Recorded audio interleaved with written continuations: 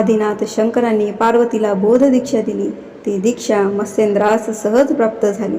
त्याने ती दीक्षा गोरक्षनाथांना दिली. गोरक्षांनी गहिनीनाथांना दिली आणि गहिनीनाथांनी तीच दीक्षा निवृत्तीनाथांना दिली. गहिनीनाथ म्हणाले, निवृत्ती, मी तुला श्रीकृष्णोपासनेची दीक्षा दिली आहे. तुझा कनिष्ठ बंधू ज्ञानेश्वर अलौकिक शक्तीचा आहे. साक्षात ईश्वर त्याच्या ठाई निवास करत आहे. तुझं जीवित कार्य म्हणजे त्याला दीक्षा देऊन त्याच्या कार्यास मार्गदर्शन करणं आहे. तो साऱ्या जगताला मार्गदर्शन करेल. गहिनीनाथांनी निवृत्तीला आपली पुंगी, शिंगी आणि शैली दिली. ती स्वीकारून निवृत्तीने त्यांना वंदन केले. अलख निरंजन ती गुहा, धुणी सारेच गुप्त झाले. गहिनीनाथ अंतर्धान पावले. निवृत्ती एका शिळेवर पद्मासन घालून नामस्मरण करत बसला होता. प्रातःकाळ होता. ज्ञानेश्वर त्या ब्रह्मगिरीच्या वनात इकडे तिकडे फिरत होता. शिळेवर त्याला कोणी बालयोगी बसलेला दिसला. कुतूहलाने तो जवळ गेला.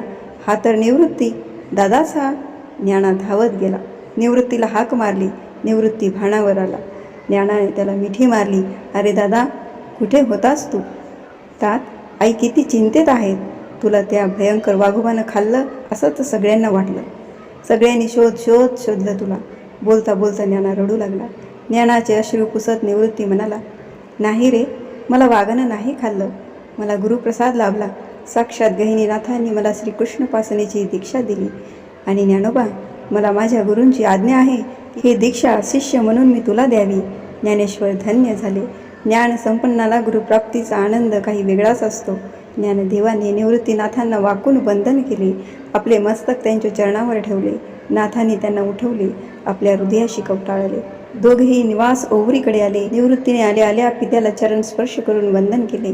मातेलाही तसेच वंदन केले. मातेचे डोळे झरू लागले. कुठे गेला होतास रे माझ्या बाळा? आमची काय अवस्था झाली? आम्हाला तर वाटलं की त्याला कुठे ठेवून काय करू इतका आनंद रुक्मिणीला झाला. मुक्ता सोपांतर आनंदाने फेर धरून नाचू लागले. नंतर निवृत्तीने माता पित्यांना सर्व वृत्तांत कथन केला. माता धन्य झाली. विठ्ठलपंत कृतार्थ झाले. त्यांच्या नेत्रांमधून आनंदाश्रू ओघळू लागले. त्यांनी आपल्या दोन्ही पुत्रांना हृदयाशी धरले. पहाट समय निवृत्ती ज्ञानदेव उठले.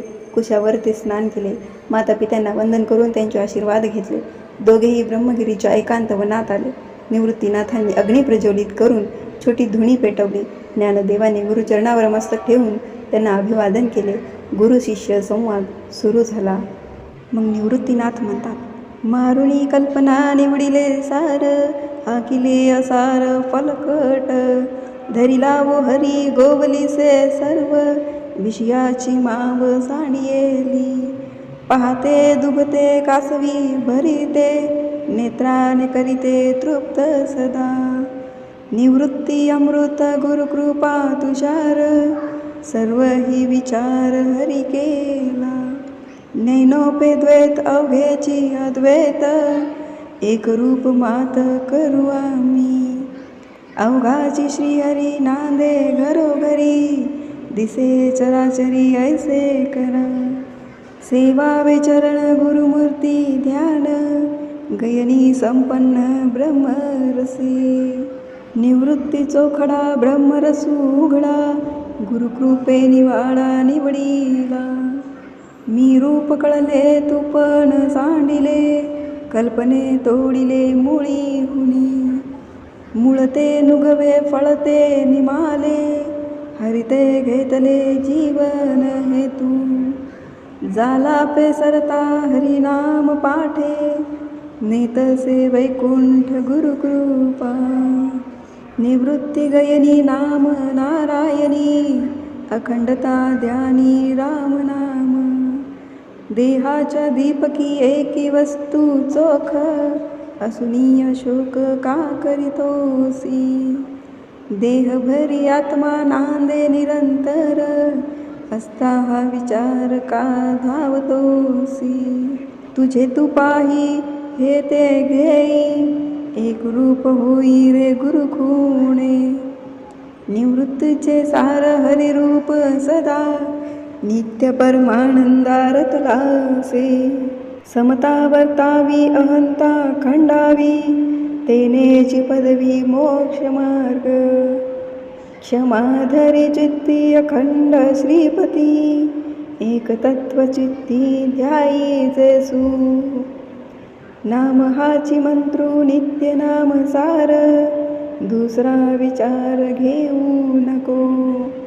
अन्य शास्त्रे भजता नाही पे मुक्तता, हरिनाम गाता मुक्ती रोकडी. नित्य सुख घ्यावे नामची अनुभवावे, तरीच सुख पावे इहलोकी.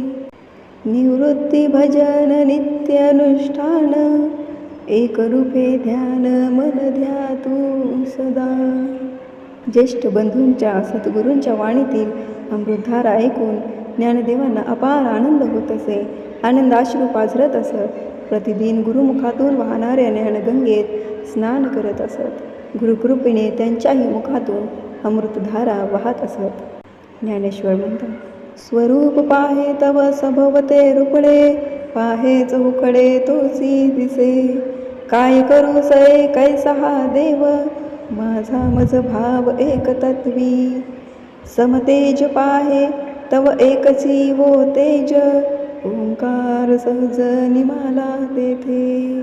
मुळीची मूळ खून न संपडे सर्वथा, व्यापिले चित्ता तेचे येणे. स्वानुभव ते दिवटी उजळूनी जव पाहे, तव एक बिंब दाही दिशा दिसे. ज्ञानदेव निवृत्ती हे खूण पुसत, सांगावे त्वरित गुरुराजे. परब्रह्मी वस्ती कोण्या रूपे करू, सकळ हे भरू आत्मतत्वे. देहाचा दीपकी समत्व पे ज्योती, एक रूपे वाती सर्वांरूपी. ते रूप सांगा निवृत्ती उदारा, संसार एकसरा तया माझी. समानी घोटे मोक्षत्व पे अविट, श्री गुरुने वाट सांगितली. ज्ञानदेवी घर वस्तीसी बिढार, तळीवरी साचार एक तत्व. विश्रांतीचे स्थान कोण रूप आम्हा, ऐसा हा महिमा सांगा स्वामी.